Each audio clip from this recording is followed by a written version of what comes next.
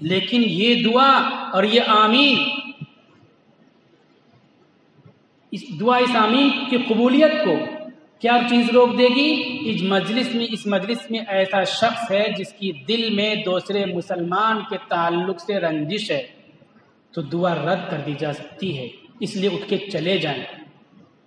ایک صحابی ادھر سے اٹھے، ایک صحابی ادھر سے اٹھے، گلے ملے اور خوب معافی مانگا کہ میری غلطی تھی مجھے معاف کر دیجئے، انہوں نے کہا تمہاری غلطی تھی مجھے معاف کر دیجئے، معافی مانگا، خوب روئے، اب واپس آئے اور کہا کہ اللہ کے رسول صلی اللہ علیہ وسلم اب دعا کرائیے۔ آپ صلی اللہ علیہ وسلم نے دعا کرائی، دعا ایسی قبول ہوئی کہ یہ بظاہر بے سہارا ان کو پیچھے سے مدد نہیں پہنچ سکتی تھی، جنگی اصول ہے کہ پیچھے سے کمک پہنچ سکے، رابطہ ٹوٹنے نہ پائے۔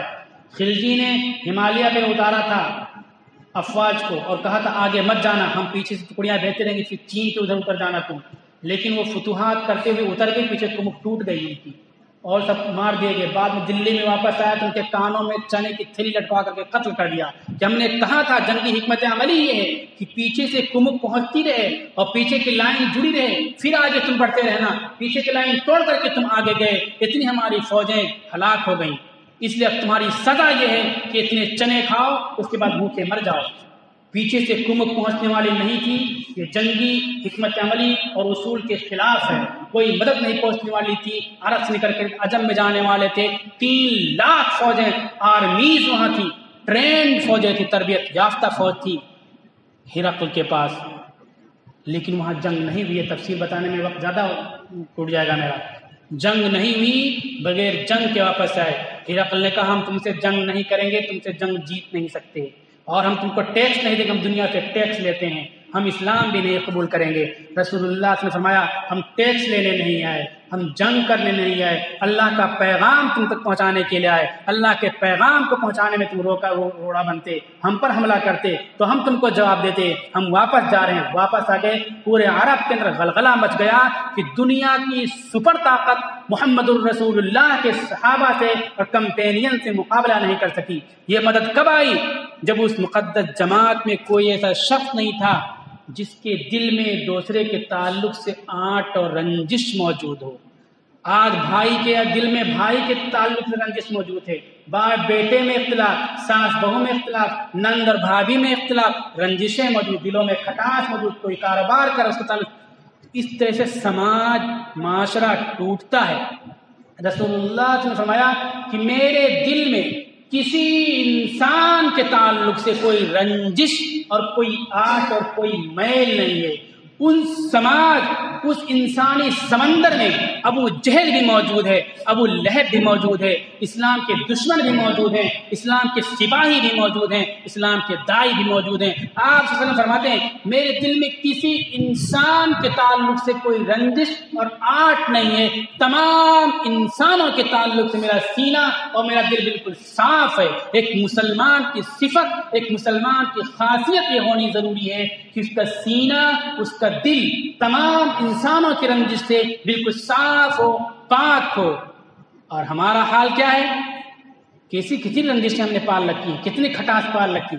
ان رنجشوں، ان کھٹاس کا ایک علاج میں بتلاتا ہوں، یہ علاج کریں، آپ کا دل صاف ہوگا، رنجش نہیں ہوگی، آپ کی دعائیں قبول ہوگی، دل میں کھٹاس ہوگی، دل میں رنجش ہوگی، دعا قبول نہیں ہوگی۔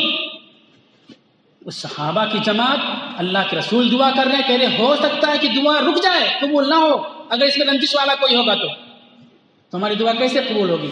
کسی کے تعلق سے آپ کو تکلیف ہے تو آپ اس کے لیے دعا کیجیے، اللہ تعالیٰ اس کے کاروبار میں برکت دے، اللہ تعالیٰ اس کو صحت عطا فرمائے، اس کو تندرستی عطا فرمائے، آپ کا دل صاف ہو جائے گا۔ اب اس کے کاروبار میں برکت ہو کہ نہ ہو، اس کو صحت ملے کہ نہ ملے، آپ کا دل صاف ہو جائے گا۔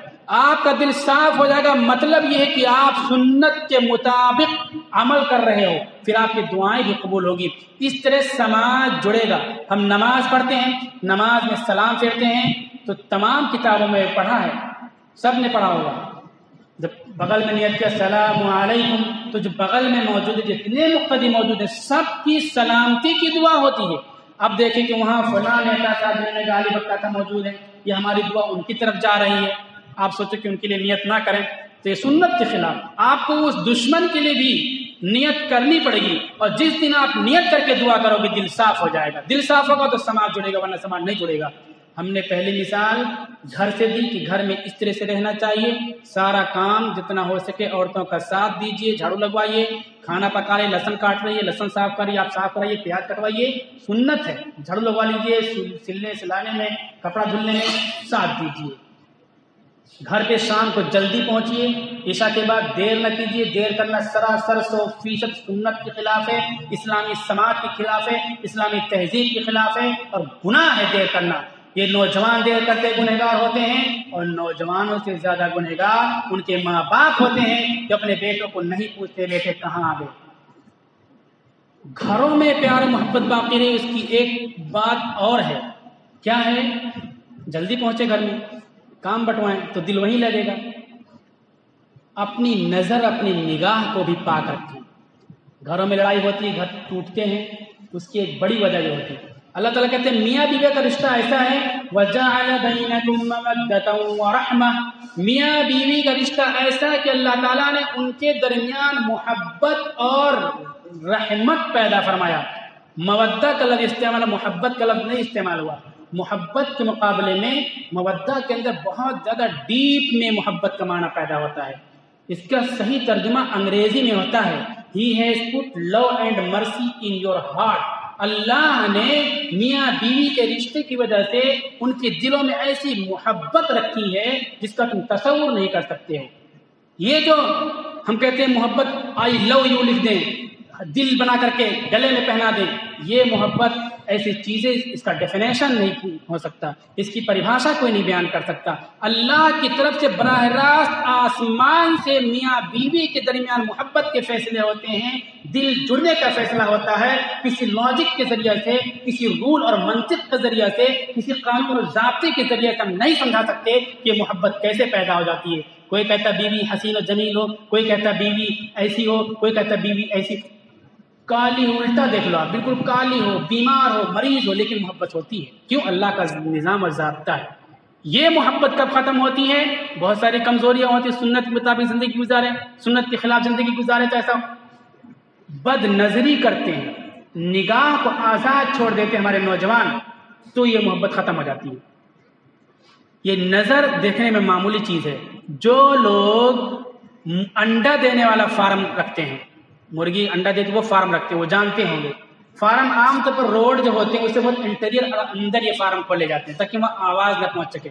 ان مرغیوں کو دانہ دینے والا ایک ہی آدمی ہوتا ہے، ایک ہی ڈریس اس کا ہوتا ہے، وہ دانہ دیتا ہے ان کو۔ اگر مالک چلا جائے تو رنگین کپڑا پہن کے چلا جائے تو 1000 مرغیاں ہیں تو رنگین کپڑا دیکھ کر کے نظر کی بنیاد پر صرف 700 مرغیاں انڈا دیں گی۔ دوسرے دن 2-3 لوگ چلے جائیں 2-3 رنگ میں تو پھر 5 مرغیاں انڈا دیں گی، اور چلے جائیں تھوڑا ڈر کر بجا دیں کر کے تو پھر سمجھو 200-300 مرغیاں انڈا دیں گی، سب مرغیاں انڈا دینا بند کر دیں گی۔ صرف نظر کی بنیاد پر یہ مادی طور پر سمجھنے والی چیز ہے، ورنہ جو آسمان میں فیصلے ہوتے ہیں ان کو کسی سائنس سے ہم نہیں پہچان سکتے، نہ بتا سکتے، کسی لاجک سے سمجھا نہیں سکتے۔ آسمان میں فیصلہ ہوتا ہے۔ جب بد نظری ہوتی ہے، نظر کو آزاد کر دیتے ہیں تو وہ سرور ہینگ ہو جاتا ہے، جس ویو کے ذریعے سے، جس سرور کے ذریعے سے میاں بیوی کے دل میں اللہ تعالیٰ محبت ڈالتے ہیں۔ ہینگ ہو گیا، اب گھر میں پہنچیں گے، باہر تار کاٹ کر کے پہنچے تو گھر میں اندھیرا ہی رہے گا، گھر میں اجالا نہیں آ سکتا، گھر میں ظلمت اور تاریکی رہے گی۔ وہ پاک دامن بیوی جو دنیا کو چھوڑ کر کے آئی تھی تمہارے لیے چڑیل معلوم ہوگی، چونکہ تمہارے آنکھ پر ایک کالا چشمہ پڑ گیا ہے، اس لیے سامنے اب سفید نہیں نظر آئے گا۔ تو یہ بھی بہت بڑی چیز ہے جو ہمارے گھروں میں تباہی اور بربادی اور اختلافات لا رہی ہے۔ ہم نے 2-3 باتیں بیان کی۔ گھر میں سنت کے مطابق رہنا ہے، جلدی پہنچنا ہے، اپنی نظر کو آزاد رکھنا ہے، نظر کو پابند رکھنا ہے، پاک رکھنا ہے، اور باہر سماج میں ہمارے دل لوگوں سے جڑے رہیں۔ اس کے لیے ضروری ہے کہ ہمارے دل میں آڑ، رنجش اور کھٹاس نہ ہو۔ یہ تو بنیادی چیزیں ہو گئیں، مربوط رہیں گی، لیکن یہ اور مضبوطی سماج میں کہاں سے پیدا ہوتی ہے؟ اصل ہم کو بات یہاں سے کرنی تھی، لیکن 11:15 بجنے والے ہیں، یہاں سے ہم کو کرنی تھی۔ مختصر اختصار جو میں کہتا ہوں گھروں میں مضبوطی آتی ہے عورتوں کے ذریعے سے، اور عورتوں کے ذریعے سے سماج، ملک، معاشرہ، بستی میں بھی مضبوطی اور طاقت آتی ہے۔ شروع سے لے کر کے اسلام کا نظام آپ دیکھتے چلے جائیے، سب جگہ عورتیں کھڑی ہیں، ہر جگہ عورتوں کے ذریعے مضبوطی آتی ہے۔ حضرت ابراہیم علیہ السلام کا واقعہ ہم پڑھتے ہیں، حضرت حاجرہ رضی اللہ تعالیٰ عنہ علیہ السلام کھڑی تھی، حکم تھا ابراہیم علیہ السلام کو، وہ کہہ سکتے تھے میں کیوں قربانی دوں، لیکن نہیں، اللہ کا حکم ہے، ہم آپ کو کوآپریٹ کریں گے، آپ کا ساتھ دیں گے، آپ چھوڑ جائیے، اللہ ہم کو ضائع نہیں کرے گا۔ چھوڑ دیا شیر بھر بچے کو لے کر کے، ان کے ساتھ رہی، پریشانی اٹھائی، اللہ کی مدد آئی، بچے کی پرورش کی، بچہ بڑا ہو گیا۔ یہ فیضان نظر تھا یا مکتب کی کرامت تھی، سکھائے کس نے اسماعیل کو آداب فرزندی۔ علامہ اقبال کہتے ہیں کہ نظر کی کرامت تھی، نبوت کی نظر بیٹے پہ پڑی، بیٹا اللہ کے راستے میں قربان ہونے کے لیے تیار ہو گیا۔ ٹھیک ہے، یہ ایک حقیقت ہے، نظر سے زندگی بدلتی، نظر کی بات میں نے کی کہ نظر کا اثر پڑتا ہے، لیکن یہ چیز ایک روحانی بات ہے۔ اسباب کے درجے میں دیکھیے کہ بچے کو دین کے لیے، اللہ کے راستے میں قربان ہونے کے لیے، گلا کٹانے کے لیے کس نے تربیت کی تھی؟ حضرت حاجرہ نے تربیت کی تھی۔ معلمہ کون تھی؟ حضرت حاجرہ۔ پتہ چلا کہ نسلوں کو طاقتور، مضبوط اسٹینڈ کے ساتھ کھڑی کرنے میں عورتوں کا اصل کردار ہوتا ہے۔ اس کے بعد حضرت اسماعیل علیہ السلام کی شادی ہوتی ہے، بخاری شریف کی روایت ہے۔ ابراہیم علیہ السلام ملنے جاتے ہیں، بیٹا موجود نہیں، بہو موجود ہیں، ان سے سلام دعا کی بات ہوتی ہے، حال چال پوچھتے ہیں، تو وہ بتاتی ہیں کہ شکار کرنے گئے ہیں نہیں۔ ابراہیم علیہ السلام کہتے ہیں کہ جب آئیں گے، پوچھتے ہیں گزر بسر کیسا ہوتا ہے، بڑے بڑی پریشانی سے گزر بسر ہوتا ہے۔ ابراہیم علیہ السلام بولے کہ جب آئیں گے تو میرا سلام کہنا اور یہ کہنا کہ گھر کی چوکھٹ بدل دیں۔ شام کو واپس آتے ہیں، حلیہ بتاتی ہیں، سلام پیش کرتی ہیں، سلام کا جواب دیتے ہیں، اور پھر کہتی ہیں کہ وہ کہہ کر کے گئے ہیں اسماعیل سے کہہ دینا گھر کی چوکھٹ بدل دیں۔ چنانچہ اسماعیل علیہ السلام کہتے ہیں کہ میرے ابو جان تھے اور چوکھٹ تم ہو، میرے ابو کہہ گئے ہیں کہ میں تم کو بدل دوں۔ چنانچہ طلاق دے دیتے ہیں، دوسری شادی ہوتی ہے۔ اسماعیل علیہ السلام پھر ملنے جاتے ہیں، اتفاق کے بعد اس وقت بھی اسماعیل علیہ السلام وہاں موجود نہیں ہوتے ہیں، شکار کرنے گئے تھے۔ پوچھا کہاں گئے؟ بتایا شکار کرنے گئے۔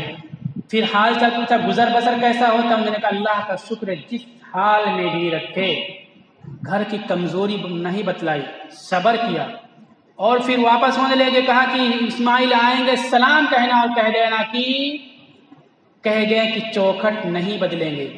دیکھنے میں چھوٹی بات لگتی کہ گھر کی برائی باہر بتا دی کھانے پینے کی، اور گھر کی برائی نہیں بتائی، کون سی بڑی بات، لیکن یہ صبر اور بے صبری کی بات ہے۔ انہوں نے صبر نہیں کیا تو ایک نبی کی زوجیت سے نکال دی گئی، انہوں نے صبر کیا تو نبی کی زوجیت میں باقی رہی، ایک نبی ان سے خوش ہوئے اور باقی رہنے کا حکم دیا۔ پھر کیا ہوا؟ دوسری بیوی کی بطن سے یہ قریش بنو ہاشم پیدا ہوئے، اللہ کے نبی صلی اللہ علیہ وسلم اسی سلسلے سے پیدا ہوئے، اور سب سے کم مدت میں، سب سے بڑی تعداد میں مضبوط اور طاقتور کمپینینز اگر کسی نبی کو ملے تو محمد الرسول اللہ صلی اللہ علیہ وسلم کو ملے۔ اس میں قربانی کا نتیجہ، صبر کا نتیجہ حضرت اسماعیل کی بیوی کا، حضرت حاجرہ کی قربانی کا ہے۔ انہوں نے صبر کیا، اتنی بہادر قوم کو پیدا کرنا تھا، خاتم النبیین کو پیدا کرنا تھا، اس لیے وہاں صبر کرنے والی عورت کو اللہ نے سلیکٹ کیا اور منتخب کیا۔ پتہ چلا کہ قومیں جو پروان چڑھتی ہیں، بہادر قومیں جو پیدا ہوتی ہیں، صبر کرنے والی، ہاں یا نہ کے بیچ میں تیسری بات نہ جاننے والی قومیں جو پیدا ہوتی ہیں، بہادر اور صابرہ عورتوں کے پیٹ سے پیدا ہوتی ہیں، ان کی گود میں پیدا ہوتی ہیں۔ تو سماج کو مضبوط سماج فراہم کرنے والا، ملک کو مضبوط قوم دینے والی اگر کوئی ذات، کوئی ہستی ہے تو عورتوں کی ہستی ہے۔ عورتوں کی اثر آفرینی کو، ان کی طاقت کو، ان کی قوت کو کم نہیں سمجھنا چاہیے۔ ہم بات کاٹتے ہوئے آگے آ رہے ہیں۔ رسول اللہ صلی اللہ علیہ وسلم کی پیدائش ہوتی ہے، باپ کا سایہ نہیں ہے، ماں کا سایہ، دادا کا سایہ، چاچا کا سایہ، آخر میں ماں، اور اس سے ماں کا سایہ، ماں کی گود۔ مدینہ سے واپس ہو رہے ہیں، 6 سال کی عمر ہے، کوئی نہیں ساتھ میں، ام ایمن ہے اور ماں ہے، ماں کا راستے میں انتقال ہو جاتا ہے، پھر ام ایمن کی گود ملتی ہے، پھر یہاں واپس آتے ہیں۔ ایک آواز لگا دیتے، مدینہ میں پیچھے خبر بھیج دیتے، آگے مکہ میں خبر بھیج دیتے، سینکڑوں لوگ لینے کے لیے پہنچ جاتے، لیکن اللہ تعالیٰ بتانا چاہتے ہیں کہ بڑی شخصیتیں، بڑے لوگ عورتوں کے گود میں آگے بڑھا کرتے ہیں، ترقی کیا کرتے ہیں، صبر کرنے والی عورتیں ہوتی ہیں، ہمت والی عورتیں ہوتی ہیں۔ حضرت آمینہ کی عمر یہ نہیں تھی کہ بیٹھی رہتی ہیں، شادیاں ہوتی رہتی تھی، بیوی شوہر مر گیا الگ شادی کر لی، لیکن صبر کیا انہوں نے، بیٹے کے لیے صبر کیا، ہمت کی، ہمت کے ساتھ 6 سال تک رسول اللہ صلی اللہ علیہ وسلم کی پرورش کرتی رہی، راستے میں ان کا انتقال ہوا۔ اللہ نے بتایا کہ صبر کرنے والی عورتوں کی گود میں قومیں پلتی ہیں اور مضبوط سماج کو، معاشرے کو طاقتور رہنما رہبر ملا کرتے ہیں۔ پھر آئیے، پھر وہ بات میں کاٹتا ہوں میں، سب سے پہلی وحی جب نازل ہوئی، آپ بے چین و بے قرار ہو گئے، گھبراہٹ طاری ہو گئی، وہاں سے ایک آواز لگا دیتے، پورے مکہ کے لوگ مدد کے لیے کھڑے ہو جاتے، اتنے لوگ آپ کو چاہتے تھے، لیکن کسی سے آواز نہیں لگائی۔ یہ اللہ کی طرف سے تکوینی نظام کے تحت انسانوں کو بتانا تھا کہ تمہارا صحیح اور بڑا مددگار تحریکوں کو آگے بڑھانے میں بہت مؤثر طور پر کوئی ہو سکتا تو بیوی اور عورت ہو سکتی ہے۔ گھر میں آ کر کے حضرت خدیجہ سے کہا، حضرت خدیجہ کون تھی؟ ایک بیوی تھی، ہم اسی اینگل سے پڑھتے ہیں، سمجھتے ہیں۔ World Trade Center WTO، World Trade Organization جو عرب کے اندر اس زمانے میں تھا، اس کی ممبر تھی، ان کو ویٹو پاور حاصل تھا۔ تمام ممبران فیصلہ کر لیں کیا اس سال قافلہ کارواں تجارت ادھر جائے گا، شام جائے گا، وہ کہتے کہ نہیں مصر جائے گا، تو ان کے فیصلے کو نافذ مانا جاتا تھا، فیصلے کے مطابق قافلہ جاتا تھا۔ اتنی طاقتور تھی وہ، کھڑی ہو گئی، انہوں نے چادر ڈالا، نبوت کا چہرہ دیکھا، پہلے ایمان قبول کیا، پھر حضرت ورقہ بن نوفل کے پاس لے کے گئیں، پوری حالات کو سنا، پھر مصیبت پریشانی جو آئی، شیب ابی طالب کی بہت دولت مند تھی، بہت حسین و جمیل تھی، کھانے کی پریشانی کی وجہ سے، فاقہ کشی کی وجہ سے کمزوری آ گئی، چمڑی ان کی سفید تھی، ریڈنیس اس میں تھی، لال ٹائپ، لیکن کالی پڑنے لگی، ان کی نسیں نظر آنے لگی۔ وہ دولت مند تھی، مالدار تھی، وہ کہہ سکتی تھی میں کیوں مصیبت برداشت کروں، لیکن اللہ نے عورت کو کھڑا کیا، عورت پہاڑ بن کر کے کھڑی ہو گئی، تو یہ تحریک آگے بڑھی۔ اللہ تعالیٰ بتانا چاہتے ہیں کہ آگے تحریکیں عورتوں کی وجہ سے آگے بڑھیں گی، عورتیں ہمت کریں گی۔ پھر جب خون کی ضرورت پڑی تو سب سے پہلے روئے زمین پر عورت کا خون بہا۔ بولنے میں جملہ آسان ہے، لیکن جو منظر تھا خون بہنے کا، معمولی اور ایسا نہیں، ایسا تھا کلیجہ پھٹ جائے۔ تصور نہیں کر سکتے کہ اس طرح کی وہاں غیرت مند قوم جو کہی جاتی تھی، وہ قوم اتنا نیچ کام کر سکتی ہے، ایسا ظالمانہ اور بربرانہ کام کر سکتی ہے۔ ایک پیر کو ایک اونٹ میں باندھ دیا، دوسرے پیر کو دوسرے اونٹ میں باندھ دیا، اور یہ کہا کہ اسلام سے پھر جاؤ ورنہ اونٹوں کو ہانک دیں گے، تم پھٹ جاؤ گی، مر جاؤ گی۔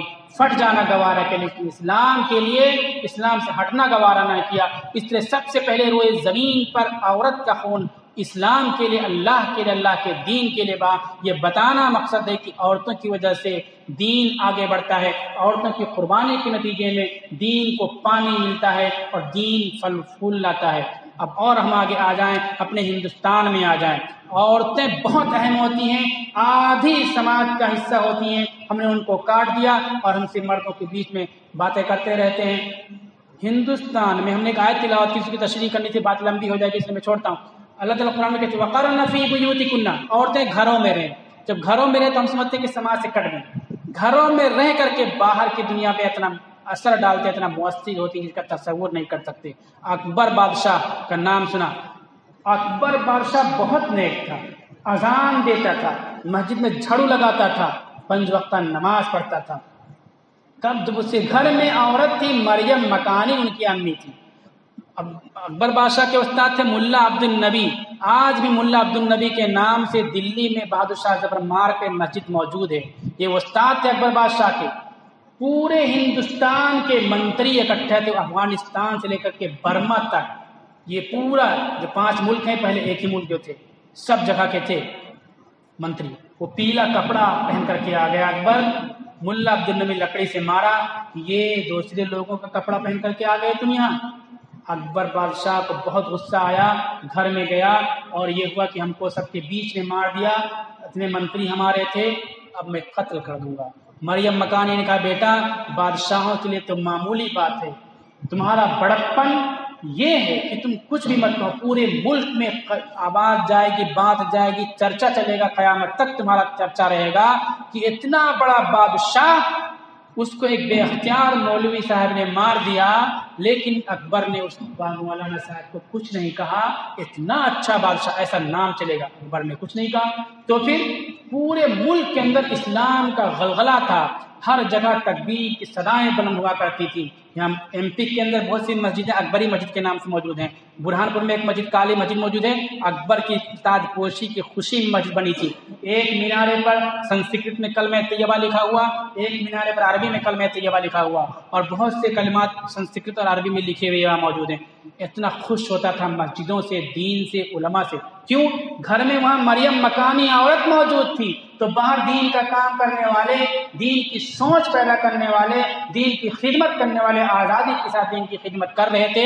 हत्ता कि ज़रूरत पड़ी तो बादशाह को सबके बीच में मार भी सकते थे।